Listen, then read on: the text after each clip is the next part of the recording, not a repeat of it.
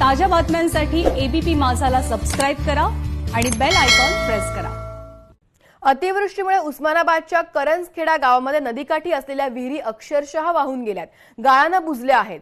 40 ते 50 फूट खोल विहिरीमध्ये माती वाहून आल्याने 35 फुटांपर्यंत त्या बुजल्या आहेत।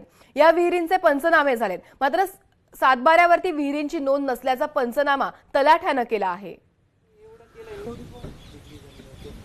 अतिवृष्टीमुळे शेतकऱ्यांचं प्रदीर्घ नुकसान झालेलं आहे आणि त्याचाच एक प्रकार जो आहे तो वाहून आलेल्या गाळामुळे विहिरी भरलेल्या आहेत। ही साधारण 40 फूट विहीर आहे असं शेतकऱ्यांनी सांगितलंय। 35 फूट गाळाने भरलेली आहे। समोरचा भाग पाहताय तुम्ही, तिकडून देखील गाळ विहिरीत आला आणि इथे देखील आपण पाहतोय की या भागातून देखील पाण्यासह गाळ वाहून गेला।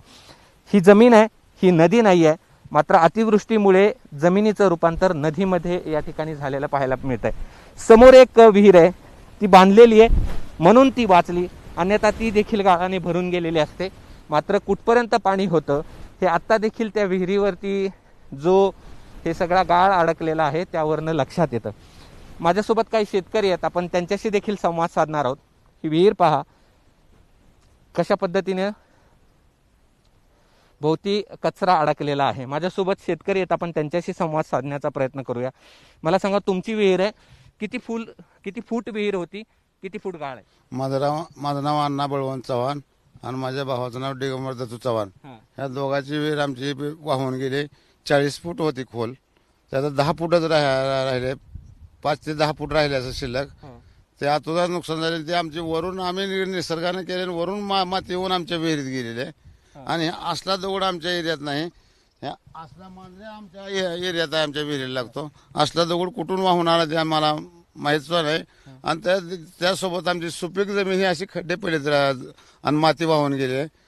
आणि सोयाबीनचं पीक बी उद्ध्वस्त झालेलं आहे। टमाट्याचं ड्रीप केलं आमच्या भावानं, ते ड्रीप सुद्धा वाहून जाऊन टमाटे सुद्धा वाहून गेलेत। या जमिनीला एखाद्या नदीत जसं रूप असतं तसं या ठिकाणी आलेलं आपल्याला पाहायला मिळतंय आणि जमीन सुद्धा यांची वाहून गेलेली आपल्याला पाहायला मिळते। आणि हे प्रदीर्घ नुकसान आहे, हे भरून काढण्यासाठी या शेतकऱ्याला 3 ते 4 वर्ष अजून लागणार आहेत। आणि त्यामुळे आम्ही म्हणतोय की या अतिवृष्टीनं पिकाचंच नुकसान केलं नाही तर शेतकऱ्यांचं प्रदीर्घ नुकसान केलंय आणि ते भरून काढण्यासाठी 3-4 वर्ष शेतकऱ्याला या ठिकाणी मेहनत करावी लागणार आहे।